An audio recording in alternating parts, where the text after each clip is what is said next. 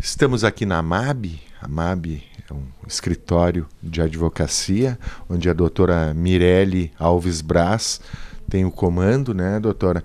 E um escritório muito sério. E nós estamos exatamente aqui na televisão falando sobre isso.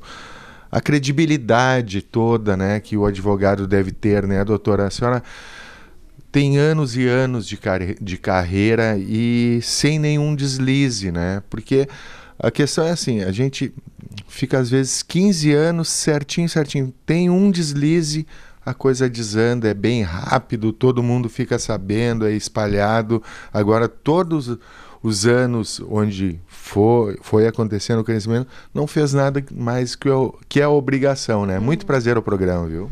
O prazer, Milton, é todo meu. A gente receber e estar assim, fazendo televisão com quem a gente gosta, né? E é a melhor coisa, porque a gente procura vender o peixe da gente, conversar sobre o escritório, enfim. Só que não flui da mesma maneira se não é com um bom apresentador, de credibilidade, como tu estás falando do advogado, mesmo vale para o apresentador, e principalmente uma pessoa com quem a gente tem uma relação também já, que é o teu caso. E no caso da advocacia, isso é muito complexo, Milton. É uma atividade que envolve necessariamente uma relação de confiança. Como tu sabes, e qualquer um sabe, a relação de confiança ela não nasce da noite para o dia. Então é muito difícil estabelecer esse vínculo e outorgar uma procuração que é algo assim, que representa tanto, são tantos poderes, né? Quase que entregar a tua vida, o teu patrimônio, o direcionamento, a condução dos teus bens, da tua situação a uma terceira pessoa que tu não conheces, que tu não sabe quem é. Até porque a pessoa leiga ela não tem acesso, ela precisa de um advogado, ele que vai ser o representante legal. Exatamente, e para quem é leigo, não apenas para quem é leigo, mas vamos dizer assim, como para quem também tem dificuldade de acesso a um advogado, se torna ainda mais complexo, parece algo tão distante, né, da vida, do cotidiano do cidadão, que cada vez tem menos acesso a tudo no nosso país, infelizmente. Eu procuro sempre colocar as coisas numa linguagem simples e através do teu programa, levar um pouquinho de conhecimento para quem precisa também, né? Doutora, eu venho aqui exatamente por causa disso. A questão de credibilidade. Né? Se você não fosse uma pessoa séria, não fosse uma profissional séria, realmente eu não viria aqui. Porque a advocacia, exatamente, ela representa quando a pessoa ela está procurando um direito, sabe? Sabe-se que é demorado, que é complicado. Quando ela chega a ir num advogado, é porque realmente ela precisa de procurar aquilo, até para se satisfazer pessoalmente, né, doutor? E aí alguém passa a perna nela de novo. Aí é complicado, né? É muito difícil. Algumas profissões, como advogado, policial, quer dizer, são profissões que lidam com a justiça diuturnamente e que, em tese, estão para proteger o cidadão, para resguardar os direitos. O advogado ele é essencial à administração da justiça, ao exercício da democracia. É uma figura fundamental. E o que a gente tem visto, até ontem foi o dia do advogado, né, o famoso Parabéns. Dia do pendura, e o que a gente tem visto é um achincalhe geral com o advogado, como assim a pessoa que está para extorquir o cliente, para se aproveitar de uma situação difícil do cliente, e às vezes até para enganar, e existem de fato pessoas que fazem isso. Como em todas as profissões, infelizmente, num país onde a corrupção graça e onde nós temos um sistema público falido, isso acontece, está sujeito a acontecer em todas as áreas, infelizmente. E nós, advogados, ficamos felizes quando essas pessoas são punidas, porque não nos interessa ter na nossa classe gente... Os bons advogados, né? Claro, porque não nos interessa ter os maus, né, junto de nós para denegrir a profissão. E é muito difícil. As pessoas cada vez estão mais receosas em outorgar uma procuração, assinar um contrato de honorários. Elas entendem que consultar um advogado é só uma consulta, é só uma opinião. Como é um serviço que não é palpável, porque é um trabalho intelectual, e num primeiro momento ele é mais abstrato para o cliente, o cliente só vê nosso trabalho, na verdade, durante uma audiência, ou quando ele vê dinheiro no seu caixa, né? Falou em dinheiro, exatamente isso. As pessoas, se falam em dinheiro, vai cobrar um honorário, a pessoa, mas já vai cobrar, doutora? Mas é o teu trabalho, afinal tu te formastes, tu montastes um escritório, tu mantém a credibilidade, exatamente. Tem que se cobrar o honorário. Tu vai no médico, paga a consulta. Tu anda de táxi, tu paga o táxi. Enfim, tu usa o advogado, tu paga o advogado. Evidente é que quem não te cobra, quem não te valoriza, quem não se valoriza, não te valoriza. A verdade é essa. Se eu não me valorizo e se eu não cobro pelos meus serviços, que é, em última instância, o que põe o sustento na minha mesa, se eu não me respeito, eu não tenho por que respeitar o cliente. Não é o cliente que eu vou respeitar. Então, eu sempre peço para tomar cuidado com as magias, com as facilidades, com o gratuito, entre aspas, com aquele assim, eu não vou te cobrar nada no início. Aí é que tá a história. Se a doutora te cobrou, o honorário é o justo. Aí eu não vou te cobrar nada no início, depois tem uma cláusula lá de 50%. Exato. Então eu tenho um parâmetro muito claro. A tabela da Ordem dos Advogados do Brasil, ela está disponível publicamente, onde o cidadão quiser, seja através de um site, seja em consulta na própria sede da OAB, seja ligando para a OAB, assim como as referências sobre os advogados. Então, esse é o meu parâmetro, é cobrar valor de tabela, eu respeito a minha classe, respeito a minha profissão, eu respeito a Ordem dos Advogados do Brasil, que é quem me respalda como profissional, é para quem eu prestei um exame de conhecimentos, é quem vai me garantir o exercício da profissão e é quem vai garantir ao cliente que possa buscar responsabilidade se eu não prestar bem o meu serviço. Doutora, e está para sair uma lei agora que os bacharéis em advocacia, deixar claro que os bacharéis de advocacia são os formandos em direito que prestaram o exame ou não passaram, ou não prestaram o exame e não passaram, e, né, nessas condições, né, possam exercer o cargo. Exato, nós temos um problema que se tornou sistemático, que é um problema real, é um fato concreto. Se estima, até ali uma estimativa que eu achei assim, bastante alta para o Brasil, de 5 milhões de advogados, é um número alto, né?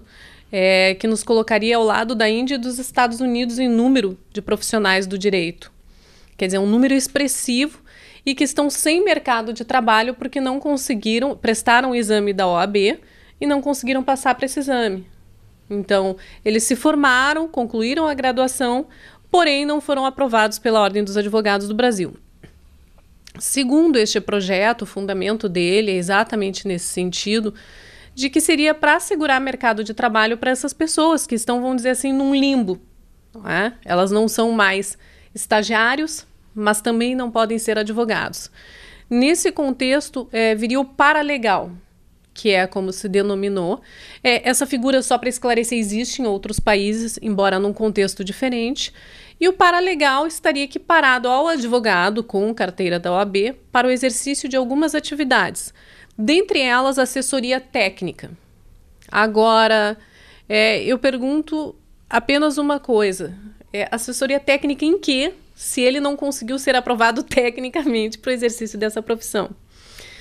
Então, eu acho que o problema do bacharel, ele tem que ser resolvido, é um problema sério, a gente tem que absorver essas pessoas, porém, eu acho que está se começando pelo final, né? Está tentando se resolver de uma maneira assim, porca, com perdão da expressão. Essa prova da OAB é uma prova muito exigente, né?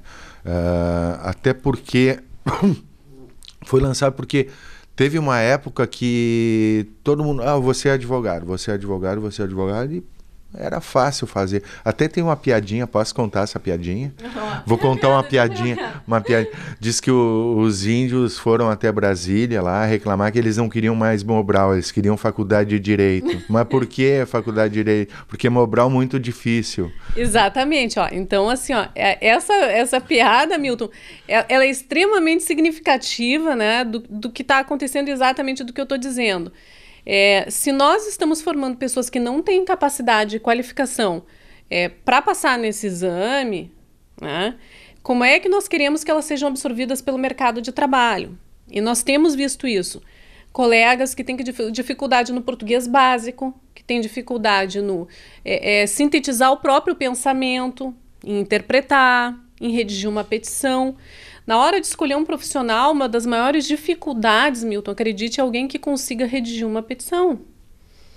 Então, são questões graves a se pensar de maneira séria e solucionar de uma maneira séria. Então, o gargalo, ele não está estreito o suficiente lá no começo, né? Porque está se permitindo que essas pessoas dediquem suas vidas, invistam financeiramente numa mentira.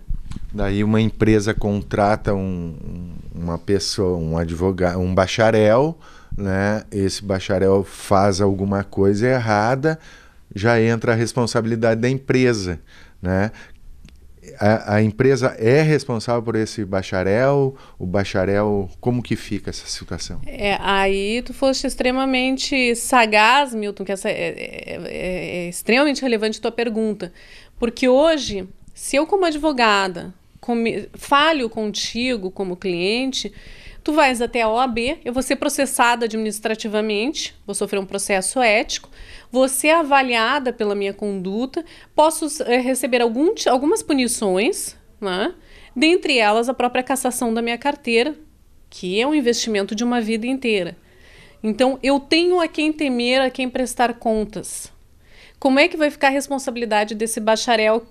Não é? Então, ele presta uma má assessoria para a tua empresa, ele te orienta mal, tu tomas uma decisão que não é a solução ideal para o teu problema, e quem vai punir esse profissional? Ele vai ter medo de quê? Ele vai prestar contas a quem?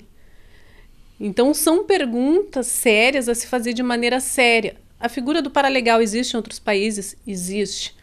De uma maneira diferente, porque o sistema é diferente, porque o sistema é mais sério também. E se esse profissional for contratado por uma empresa, por exemplo?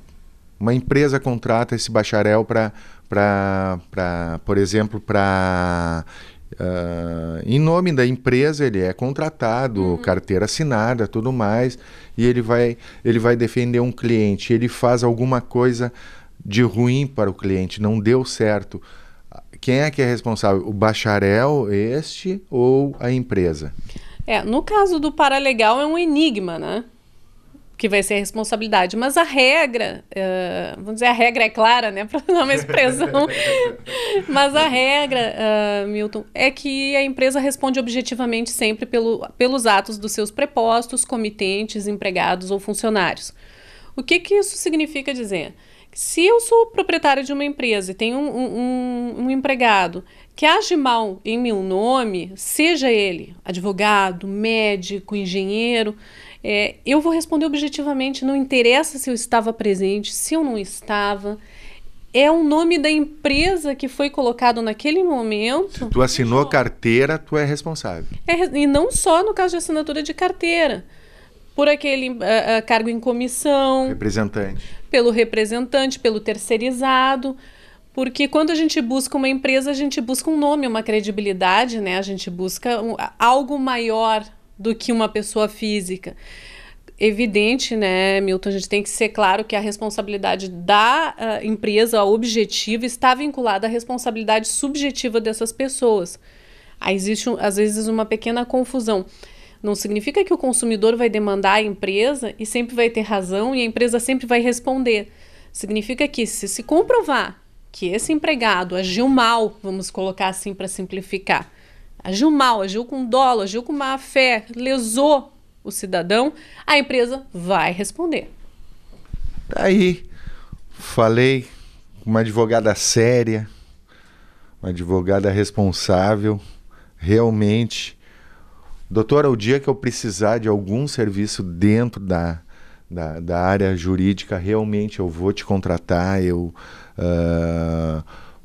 Fazem mais ou menos 6 meses que eu converso contigo, realmente dá para notar, dá para se ver, dá para sentir exatamente a firmeza. Se vai ganhar a causa, se não vai ganhar a causa, é uma questão de justiça, sabe? Mas eu sei que eu vou estar bem defendido. Eu te agradeço, muito obrigado, viu? Obrigada pela confiança, Milton, com certeza. Nosso contrato é de meios, mas o profissional ele tem que fazer tudo que está ao alcance dele e principalmente ser ético. Quem acha que advogado não tem limite na defesa do seu cliente está enganado. Um bom advogado tem limites éticos. Parabéns, doutora. Obrigada.